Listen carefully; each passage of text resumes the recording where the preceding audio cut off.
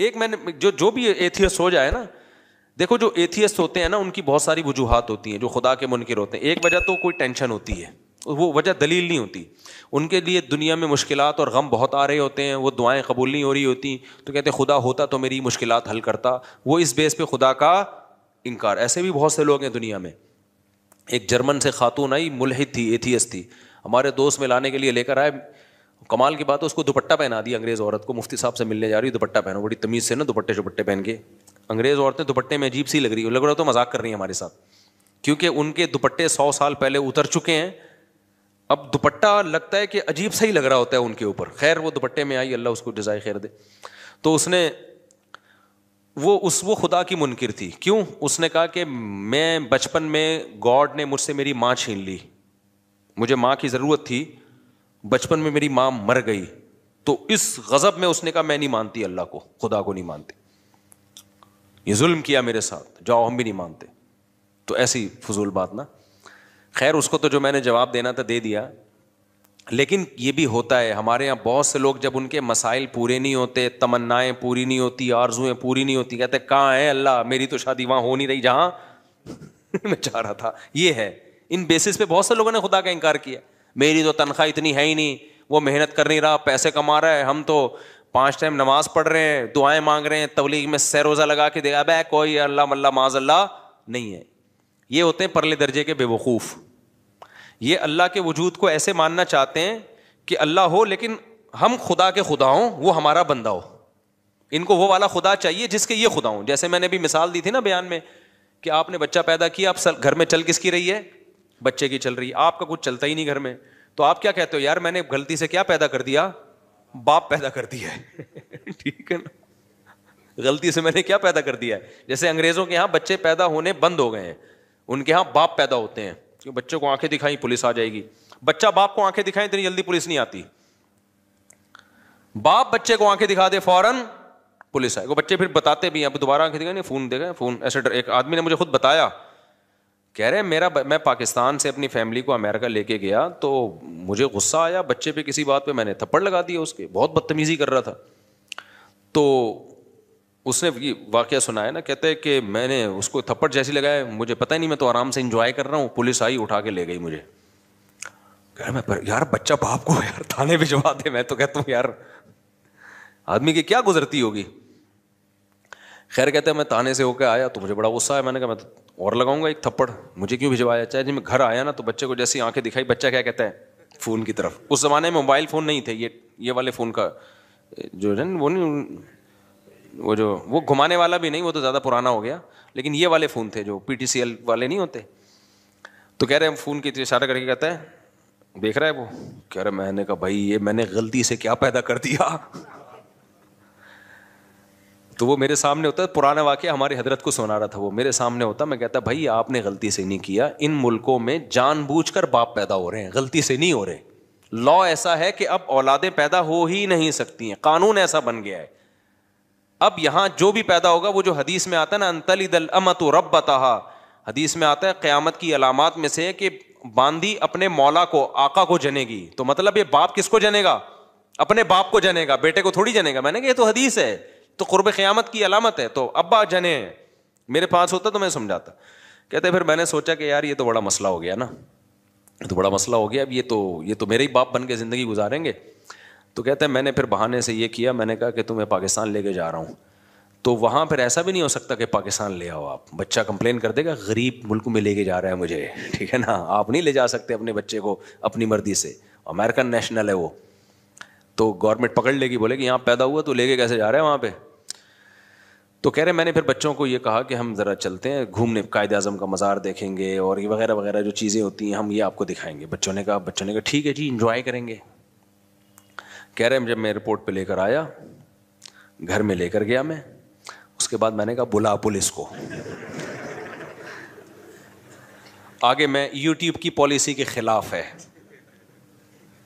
میرے خلاف نا ایتھیسٹ بہت ساری کمپلینس انہوں نے ڈالی ہوئی ہیں یوٹیوب کو, اس کا چینل بند کرو, بہت زیادہ کمپلینس گئی ہوئی ہیں. تو آگے اس نے وہ کچھ کیا جو یوٹیوب کی پالیسی کے خلاف. بچے کہہ رہے ہیں ہمارا قصور کیا, کہہ رہے ہیں انجوائے کر رہا ہوں میں, انجوائے, ٹھیک ہے ویسا ہی یار, بس بہت دن ہو گئے تھے. समझते हो? तो अंतलिदल अमतु रब्बतहा, बांदी किसको जनेगी? अपने आका को। वो जनना शुरू, बच्चे बापों ने अपने बापों को पैदा करना शुरू कर दिया। तो मैं ये मिसाल किस पे दे रहा था? फिर दाएं पे बयान चला जाता है, यार कहाँ लेके चलते हैं बयान? ये मिसाल किस पे आई है वो बता रहे। हाँ, वो बहुत बेहतरीन मिसाल में, शुक्र है आपने याद दिला दी, जज़ाकल्लाह। तो मैं मिसाल ये दे रहा था कि जो लोग ये कहते हैं ना, हम टेंशन में हमारे अल्लाह ने ये भी नहीं किया, ये भी नहीं किया, तो अल्लाह कहते हैं ऐसे अल्लाह को मानने का फायदा, वो अल्लाह का इनकार कर देते हैं इस बेस पे कि यार अल्लाह हमारे काम तो बना नहीं रहा, जहां मैं शादी करना चाह रहा हूं वहां शादी नहीं हो रही, और जहां मैं पैसे इतने कमाना चाह रहा हूं जॉब नहीं मिल रही, गुर्बत महंगाई में खर्चे पूरे नहीं हो रहे, तो दुआएं मांग के देख ली, दुआएं पूरी नहीं हो रही, तो मैं नहीं मानता है माज अल्लाह ऐसे अल्लाह को। इस तरह के बहुत लोग हैं। भाई बात यह है कि जब आप अल्लाह को मान रहे हो ना, तो अल्लाह का मतलब पता है क्या है? कि चलेगी उसकी, चलेगी आपकी नहीं। अल्लाह कहता है ऐसे वाले अल्लाह को मानो, ऐसे वाले अल्लाह। जब अल्लाह की चलेगी तो अल्लाह चाहेगा तो आपकी मर्जी की हो जाएगी शादी, नहीं चाहेगा तो नहीं होगी। अल्लाह चाहेगा तो आपको आपकी मर्जी की जॉब मिल जाएगी, नहीं चाहेगा तो नहीं मिलेगी। तो अल्लाह को मानने का मतलब अल्लाह वो है, हम अल्लाह थोड़ी हैं। तो चाहते अल्लाह की पूरी होंगी, हमारी थोड़ी पूरी होंगी, हमारी उतनी पूरी होंगी जितनी अल्लाह चाहेगा। तो अगर आपने ऐसे अल्लाह मानना है कि आप सब कुछ आपका चले, तो फिर अल्लाह कहते फिर मैं किस बात का अल्लाह हो गया भाई? अल्लाह तो फिर तू है। यहां एक इश्काल होता है कि फिर जब अल्लाह ने अपनी ही चलानी है तो हमसे दुआओं का क्यों कहता है? एक सवाल होगा। जब अल्लाह ने मेरी वहीं करवानी थी जहां अब्बा चाह रहे थे, मेरी वाली तो अल्लाह ने दिलानी नहीं थी मुझे, तो फिर अल्लाह ने मुझे यूं क्यों कहा कि रातों को उठ के तहज्जुद में दुआएं मांगा करो? ये क्यों कहा अल्लाह ने? अबे देखो, मैं आपसे कहता हूं, मैं किसी वजीर हूं, फर्ज करो मैंने आपसे क्या एप्लीकेशन लिख के दो, एक प्रॉपर वे तरीका है, ये काम आप चाहते हो ना, आपके घर में बिजली का कनेक्शन लग जाए, गैस का कनेक्शन लगेगा तो फिर भी नहीं, लेकिन एक मिसाल दे रहा हूँ गैस का कनेक्शन लग जाए तो आप एक एप्लीकेशन दो, प्रॉपर तरीके से लिख के दो, तो हम आपका वो काम कर देंगे। यहाँ दफ्तर में खड़े होकर हमारा सर खराब मत करो। होता है ना, जैसे मुझसे कोई मिलने के लिए आता है, बेवक्त आ जाए, तो मैं कहता हूँ भाई एक तरीका है, एडमिन से रब्ता करो, फिर बताओ क्यों मिलना चाह रहे हो। बाज़ दफ़ा बिला वजह रिश्ते के लिए आ रहे होते हैं, हमारी शादी करा दें, तो भाई मैं नहीं शादियां कराता लोगों की, ये काम मेरा है ही नहीं। तो कोई वजह बताओगे, वो वजह माकूल वजह होगी, फिर हम टाइम दे देंगे, उस टाइम पे आ जाना। मैं तो फिर फारिग करके बैठता हूँ अपने आप को उस टाइम पे। तो लेकिन आप उस टाइम पे भी आ गए, फिर भी मैं नहीं मिल रहा, तो आपको गुस्सा आएगा ना। फिर हमें ये लंबा चौड़ा प्रोसेस, बोलो बताया क्यों था भाई? पहले उस्मान से रब्ता करो, फिर कोई मुफ्ती साहब की डायरी में देखेंगे स्लॉट खाली है तो इसको दे दो, ये सारा करके भी आए, तो जब मुफ्ती साहब है ही नहीं। आज मैंने जोहर में किसी को निकाह का टाइम दिया था, जोहर में मैं जामे तुरशीद में, मुझे ज़रूरी काम था और मुझे काम की वजह से मैं नहीं आ सकता था, लेकिन चूंकि मैंने टाइम दिया था, सिर्फ एक 5 मिनट का उसका निकाह पढ़ाने के लिए मैं इतना लंबा सफ़र करके आया और निकाह पढ़ा के वापस गया। मेरा 1 घंटा लगा। लेकिन क्यों? अगर मैं नहीं आता तो बुराई होती ना। ये अगला कहता है यार मुफ्ती साहब ने टाइम दिया और भाग गए। हालांकि मुझे बहुत मुश्किल हुई थी वो निकाह पढ़ाने, लेकिन मैंने कहा यार या तो टाइम नहीं देते, दिया है तो अब उसको पूरा करना है, या तो 1 हफ्ता पहले मुझे पता चल जाता ना मेरी तो मैं 1 हफ्ता पहले वो कैंसिल कर देता। लेकिन ऐन वक्त पे कैंसिल करना गैर अखलाकी हरकत है, इल्ला ये कि कोई बहुत ही इमरजेंसी हो जाए। तो ऐसी इतनी बहुत इमरजेंसी नहीं थी। कितना टाइम मैंने 5 मिनट के काम के लिए अपना बर्बाद किया, 1 घंटा बर्बाद। इस सेंस में नहीं कि वो वाकई बर्बाद, लेकिन जाहिरी लिहाज से तो बर्बाद ही हुआ ना। लेकिन बात यह है कि जब एक आम आदमी इसका ख्याल कर रहा है कि जब किसी को टाइम दिया हो तो भाई पूरा करना है, इल्ला ये कि इमरजेंसी हो जाए। एक प्रोसेस रखा है, जब आप उस प्रोसेस को पूरा करोगे तो फिर तो टाइम देना है। तो अल्लाह मियाँ ने भी जब ये कह दिया कि भाई ऐसे ही नहीं, बल्कि बाकायदा दुआ मांगो, 2 रकत पढ़ो, हाथ उठाओ, गिड़गिड़ाओ, मुझसे मांगो, मैं देता हूँ। हमने सारा प्रोसेस पूरा कर लिया, फिर भी अल्लाह दे नहीं रहा। उसकी कहीं और हो गई, उसके बच्चे हमको मामू कह रहे हैं। फिर आदमी को गुस्सा आता है, यार ये एथियस्ट लोग बहुत से यही कहते हैं कि फिर बोला क्यों था दुआएं मांगो, जब गवर्नमेंट हमें कहती है एप्लीकेशन लिख के दो और जब तुम्हारा नंबर आएगा तो इस एप्लीकेशन पे गौर होगा तो हम ये तुम्हारा नलका लगवा देंगे। जब गवर्नमेंट नलका नहीं लगाती, हम गवर्नमेंट पे लानतें भेज रहे होते हैं, यार हमारे गटर के ढक्कन की 50 दरख्वास्तें हमने जमा करा दी हैं, गटर का ढक्कन नहीं लग रहा, करप्ट हुकूमत है, ये है वो है। تو یہی ہوتا ہے، پھر ہم حکومت کا انکار کر دیتے ہیں، بغاوت پہ آتے ہیں. تو ہم اللہ میاں بھی ہمیں کہا کہ ادعونی استجب لکم، دعائیں مانگو میں تمہاری دعاؤں کو سنوں گا، تمہاری پکار کا جواب دوں گا. سب جوتے کا تسمہ بھی مانگنا ہو وہ بھی ٹوٹ جائے تو مجھ سے مانگو. تو اللہ ادھر جوتے کے تسمے مجھ سے مانگو، اور ہم جناب تجھ سے ضروری چیزیں مانگ رہے ہیں. روٹی تو ضروری ہے، روزگار ضروری ہے، اور غریبوں کو کتنی گالیاں آج کل فیس بک پہ پڑ رہی ہیں. تو اللہ یہ تو اب یہ تو ہم نے سہ روزہ بھی لگا لیا، حج کر کے دعائیں مانگ لی، بیت اللہ کے غلاف کو پکڑ پکڑ کے جتنا ایکسٹریم لیول پہ ہم جا سکتے تھے نا چلے گئے. عمرے پہ گئے، وہاں ہم نے بیت اللہ کے غلاف کو پکڑ پکڑ کے دعائیں مانگی، مگر پھر بھی ہمیں ماموں کے علاوہ کوئی لفظ نہیں ملا. بہت سے لوگ اس چکر میں ایتھیسٹ ہوتے ہیں کہ یار یہ کوئی خدا ودا معاذ اللہ نہیں ہے، ہوتا تو کچھ تو ترس آتا نا ہمارے اوپر. تو یہ ایک اشکال ہوتا ہے. پہلا جواب تو میں نے دیا، پہلا جو جواب ہے نا کہ آپ اللہ کو اللہ نہیں مان رہے، آپ اللہ کے اللہ بننے کی کوشش کر رہے ہو، اس اشکال کا جواب تو ہو گیا. لیکن دوسرا اشکال ہوتا ہے یہ اللہ ہی کے کہنے پہ تو ہم کر رہے ہیں. تو خوب سمجھ لو، اللہ نے جو کہا ہے نا کہ مجھ سے دعائیں مانگو تو میں تمہاری حاجات کو پورا کروں گا، تو دنیا میں تو جب ہم کسی کو کہتے ہیں نا کہ میں حاجات کو پورا کروں گا، تو ایمان بالغیب والا معاملہ نہیں ہوتا. نہ سامنے والے پر لازم ہے کہ ہم پر ایمان لے کر آئے، لہذا ہم اس کی حاجت پورا نہ کریں تو قابل ملامت ہیں. لیکن اللہ کا جہاں تک معاملہ ہے، اللہ حاجات پوری کرتا ہے. لیکن اللہ نے یہ کہا ہے کہ میں اس طریقے سے کروں گا جیسے میری سمجھ میں آئے گا، تمہاری رائے کے مطابق نہیں کروں گا. اس لیے کہ میں نے اپنے آپ کو غیب کے پردوں میں رکھنا ہے. اگر میں نے ایسے دعائیں قبول کرنا شروع کر دی، تم نے یہ مانگا میں نے یہ دے دیا، تو جو ایتھیسٹ ہیں سارے ایمان لے آئیں گے میرے اوپر، معاملہ غیب پہ تھوڑی رہے گا، پھر تو مشاہدے پر ہو جائے گا. سمجھ میں آ رہی ہے بات کہ نہیں آ رہی؟ غیب کا معاملہ تھوڑی رہے گا. پھر تو دنیا میں کوئی کافر نہیں رہے گا، کوئی نافرمان نہیں رہے گا، کوئی مرتد نہیں ہوگا، سارے کہیں گے ادھر دعا. اور پھر دعائیں بھی تو کیا کیا ہوں گی. پھر یہ دعا تھوڑی مانگے گا اللہ یہ دلا دے، اللہ اس جیسی 4 دلا دے. کیا خیال ہے؟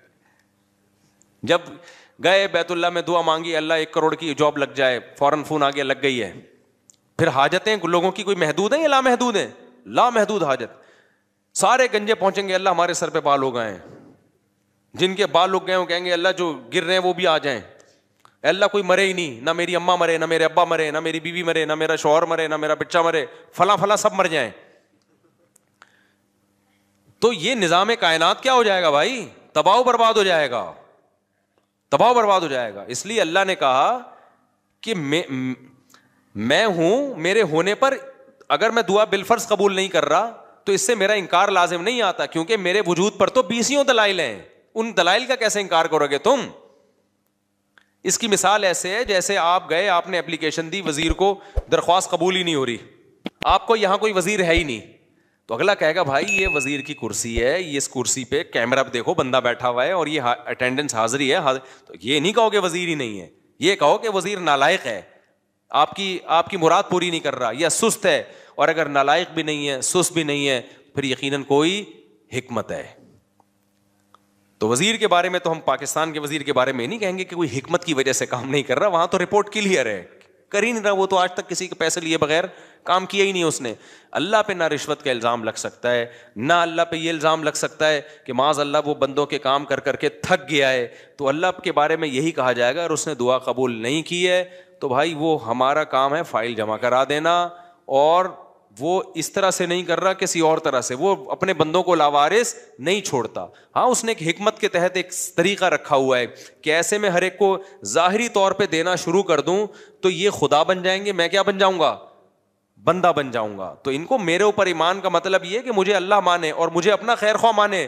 میں ان کی حاجت پوری کر دوں تو بھی پوری کرتا ہے، نہیں پوری کروں تو بھی حاجتیں پوری کرتا ہے. یہ کسی اور طرح سے کر دے گا. ہمیں کیا پتا بھائی ہمارے اوپر کون کون سے حادثات آنے والے تھے. آپ نے دعا مانگی اللہ روزگار دلا دے، روزگار دلا دے، اللہ نے روزگار نہیں دلایا لیکن کوئی بڑی آفت سے آپ کو بچا لیا. آپ چاہتے تھے یہاں شادی ہو جائے، اللہ کے علم میں تھا بھائی تیرے لیے عذاب ہے، یہ نہیں ہے. بہت سے لوگ، ایک آدمی آیا نا اپنی معشوقہ کے بارے میں بہت دعائیں مانگتا تھا، مجھ سے بھی اس نے کہا نہیں ہوئی شادی، تو میں نے کہا یار اسی میں بہتری ہوگی. کہہ رہے اللہ یہ بھی تو کر سکتا تھا، اسی کو بہتر بنا دیتا میرے لیے. یعنی اللہ کو یہ سمجھایا جا رہا ہے، مسلمان تو یہ سوچ کے صبر کرتا ہے یار مجھے لگ رہا تھا یہ میرے لیے بہتر ہے، لیکن جب اللہ نے نہیں ہونے دی تو اس کا مطلب یہ میرے لیے بہتر نہیں تھی، کیونکہ اللہ میرا خیر خواہ ہے، اللہ میرا دشمن نہیں ہے. لیکن اگلا پتہ ہے کیا کہتا ہے؟ یار اللہ کو یہ بھی تو طاقت ہے نا کہ اسی کو میرے حق میں بہتر بنا کے یہی دلا بھی دیتا اور اسی کو ٹھیک بھی کر دیتا. تو اس کا مطلب کیا ہوا کہ آپ سارا وہ چاہتے ہو جو آپ چاہتے ہو, تو بہتر یہی ہے کہ عرش پہ آپ خود جا کے بیٹھ جاؤ. ہم نے اپنے آپ کو اللہ کا تابع بنانا ہے. تو پیغمبروں کی سیرت سے ہمیں پتہ چلتا ہے دو قسم کے لوگ ہیں, ایک نافرمان اور ایک فرما بردار. نافرمان لوگوں کو جب پریشانیاں آتی ہیں اللہ کو برا بھلا کہتے ہیں, تبھی تو قرآن نے مثالیں دی ہیں. فرعون پہ بھی پریشانی آئی نا, موسیٰ علیہ السلام جب آئے نا تو فرعون کو ٹینشنیں شروع ہو گئیں. ایک دفعہ بھی اللہ کا نام نہیں لیا فرعون نے, بلکہ اور بغاوت میں بڑھتا چلا گیا.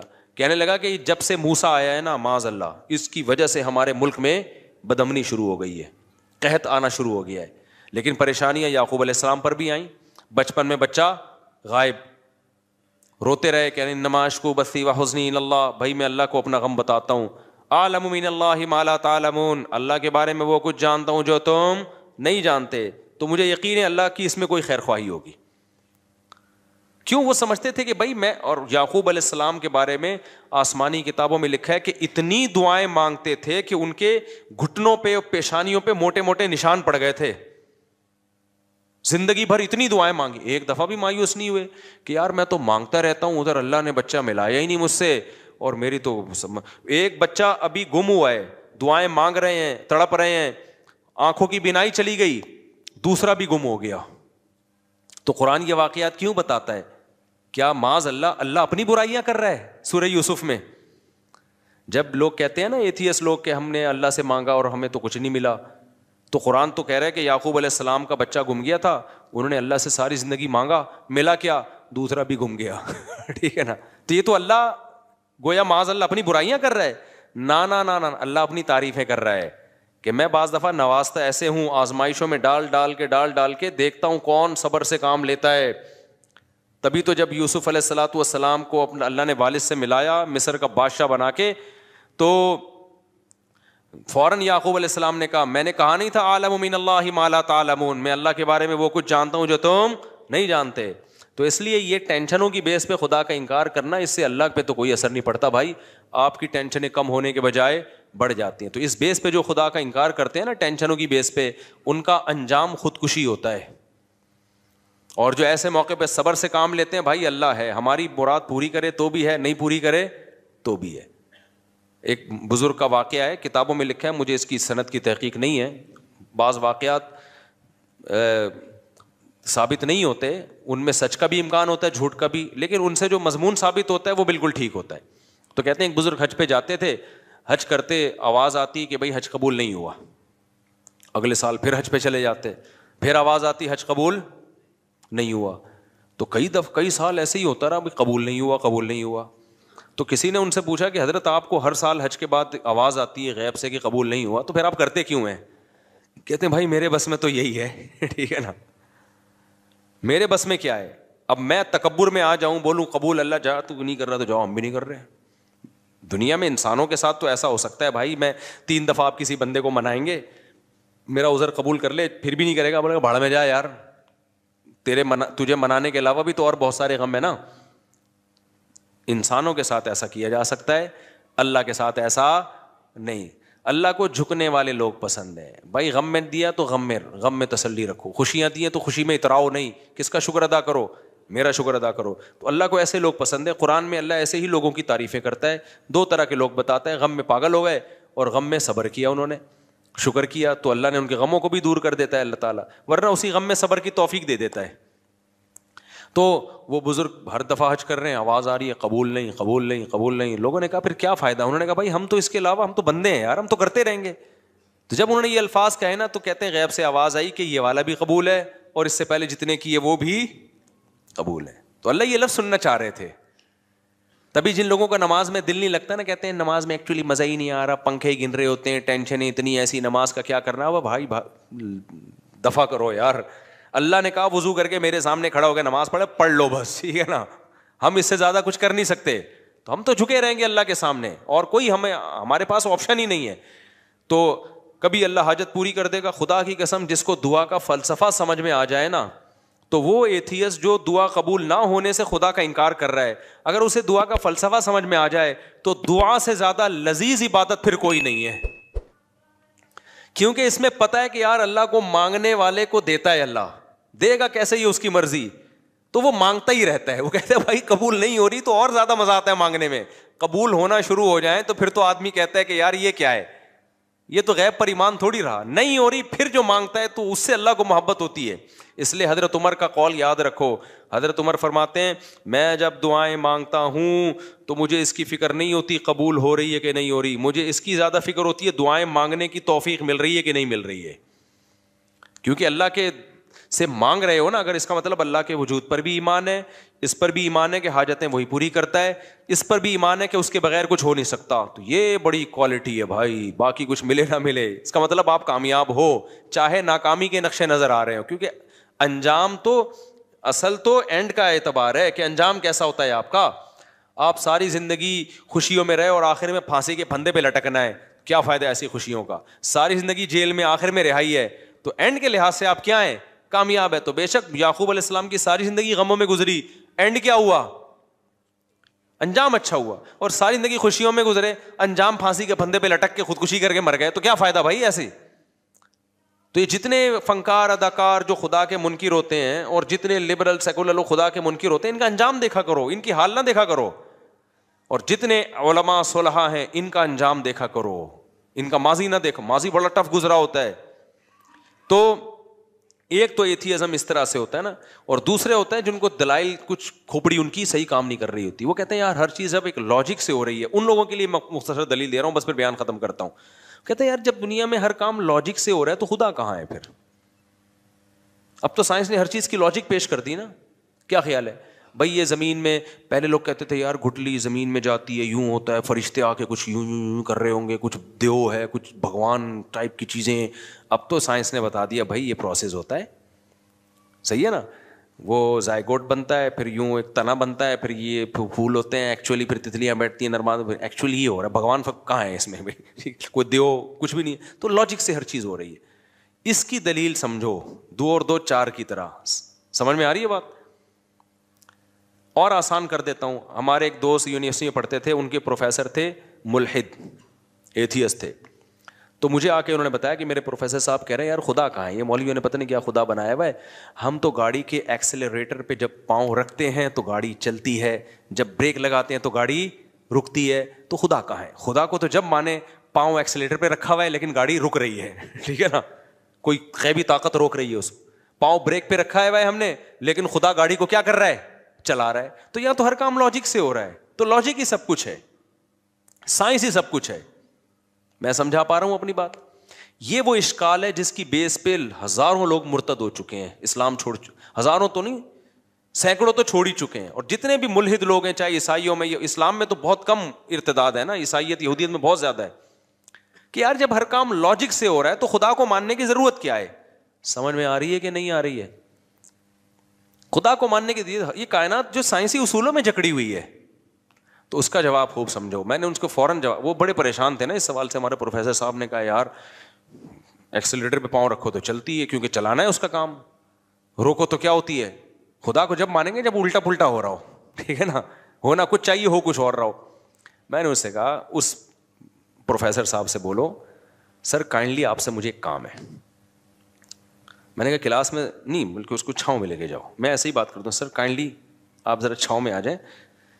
اور یہ بھی قرآن سے ہی نکالا ہے, قل انما اعیذکم بواحدہ ان تقوموا للہ مثنی وفرادا, کہ اے نبی آپ ان سے کہو کہ تم لوگ ایک ایک 2 2 اکٹھے ہو کے غور کرو میری بات پہ. بعض دفعہ مجمع میں غور کرنا بڑا مشکل ہوتا ہے, تو ایسا کرو ذرا چھاؤں میں آ جائیں. سر کائنڈلی آپ سے مجھے ایک کوشچن ہے. تو کہنے لگے کیا.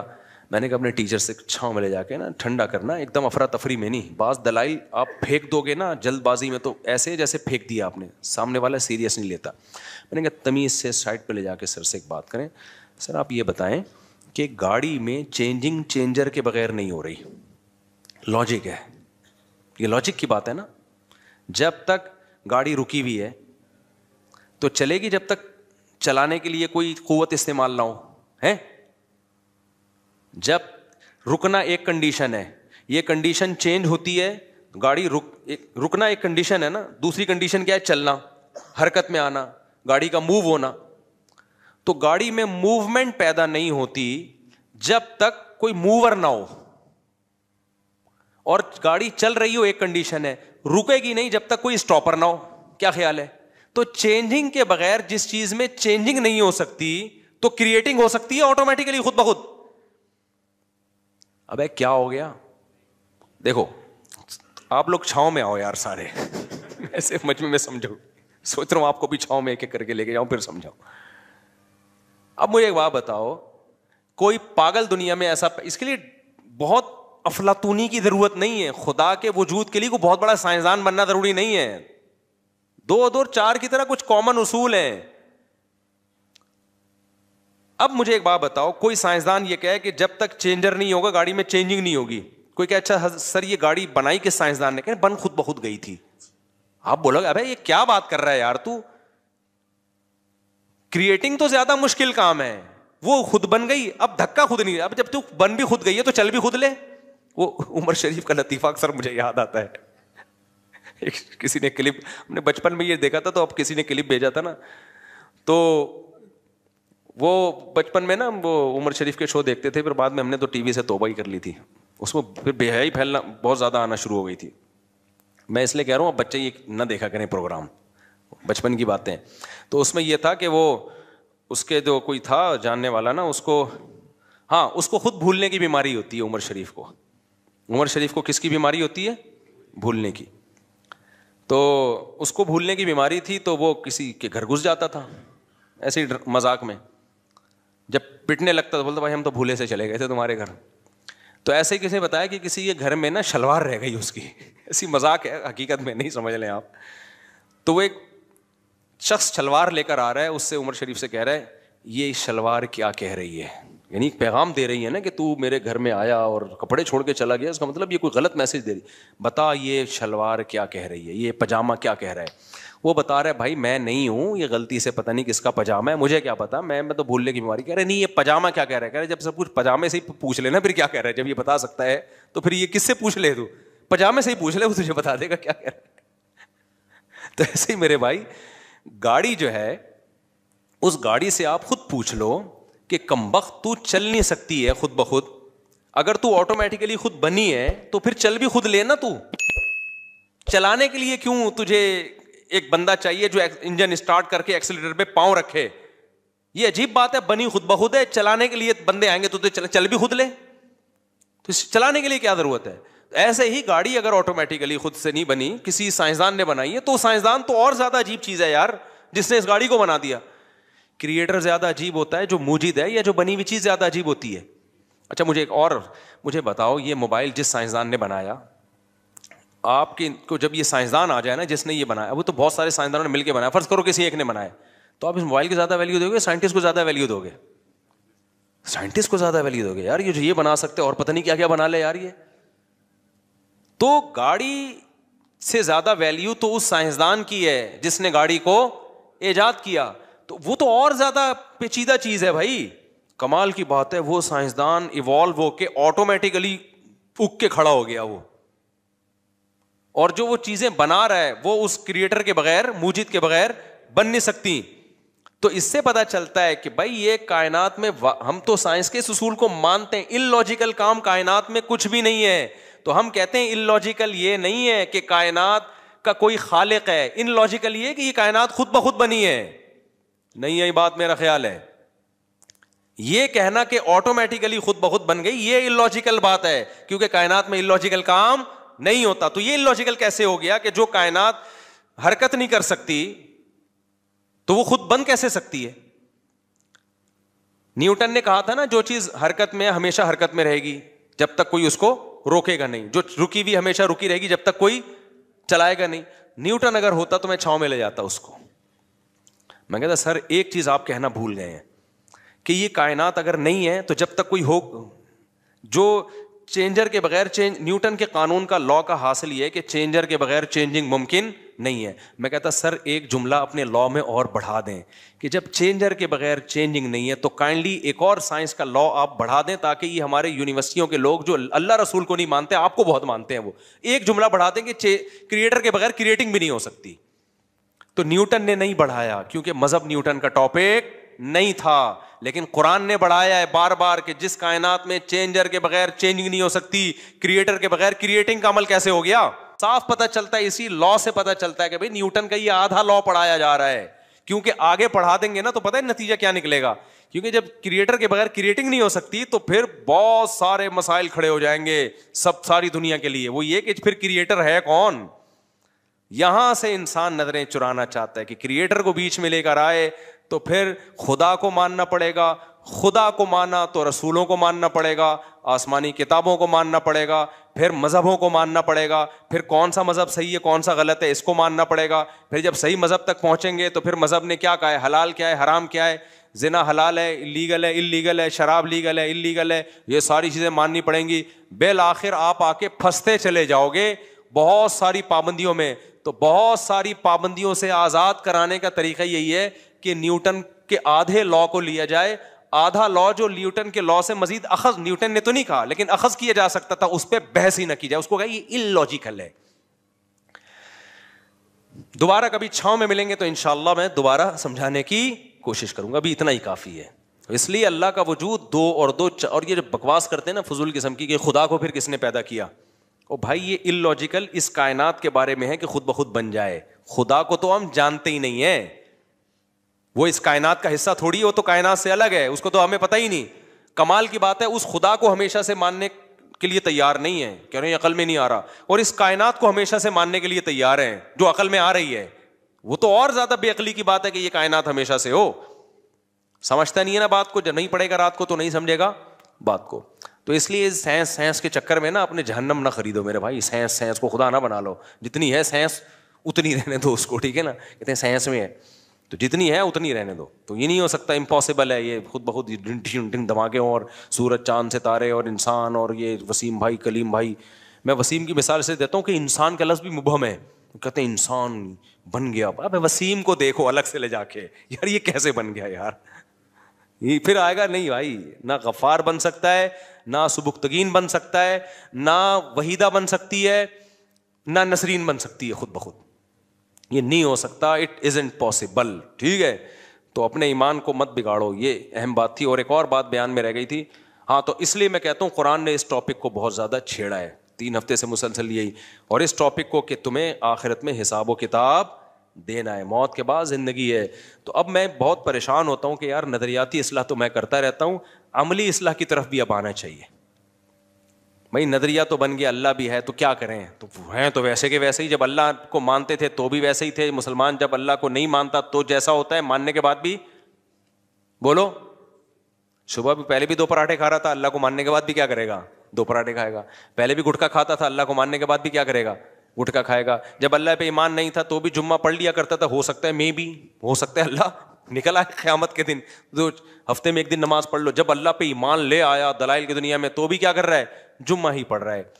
تو اس لیے اتنا کافی نہیں ہے کہ ہم اپنے نظریات کی اصلاح کریں، انسان کو تربیت کے لیے پریکٹیکلی اصلاح کی ضرورت ہے۔ ہمارے نبی نے صحابہ سے روزے رکھوائے ہیں، ہمارے نبی نے صحابہ سے خواہشات کی قربانی دلوائی ہے، میدان جنگوں میں لا کے لڑوایا ہے صحابہ کو۔